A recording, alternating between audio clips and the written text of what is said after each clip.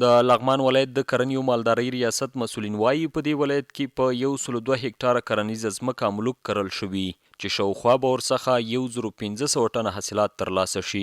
سږکال خوشبختانه د املوک حاصلات هم ښه دي. تقریبا داسې 102 شاوخوا هکټاره ځمکه باندې د املوکو باغونه ایجاد شوي دي او وړاندوینه مو دا ده چې د 14,500 نه واخله تر 1500 ټنه پورې حاصلات به انشاءالله د دې کروندو څخه ترلاسه شي. په لغمان مرکز، قرغایي او الینګار دا هغه ساحې دي چې په دې کې د املوکو میوې ډېره ښه نتیجه ورکړې ده.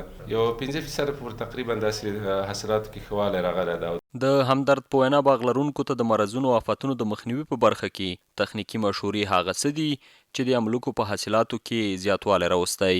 د املوکو د باغدارۍ په برخه کې وخت په وخت زموږ د امراضو او آفاتو د مخنیوي ملګري چې څوک دي هغوی بزګرانو ته هغه د امراضو او آفاتو د مخنیوي هغه ژمني تدابیر چې دي هغه وخت په وخت ورته توصیه کیږي، عملاً ورسره کار کیږي تر څو د امراضو څخه جلوګیري وشي. څومره چې د امراضو مخه نیول کیږي په هماغه اندازه باندې زموږ د حاصلاتو کچه زیاتیږي.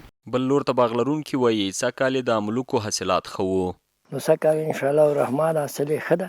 د پرسګن په پرتله سږکال ډېر ښه حاصل روانه ده.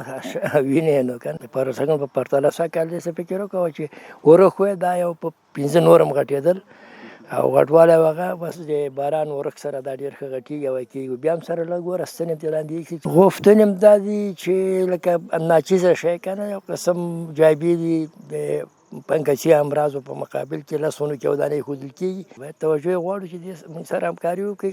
نصرت الله چې په یاد باغ کې کار کوي خوښ دی چې په کور دننه ورته د کار زمینه برابره شوې. زما غالبا دغه 15-14 ورځې وشوې چې راغلی یم. د هر کال یم دلته لغمان ته راځم.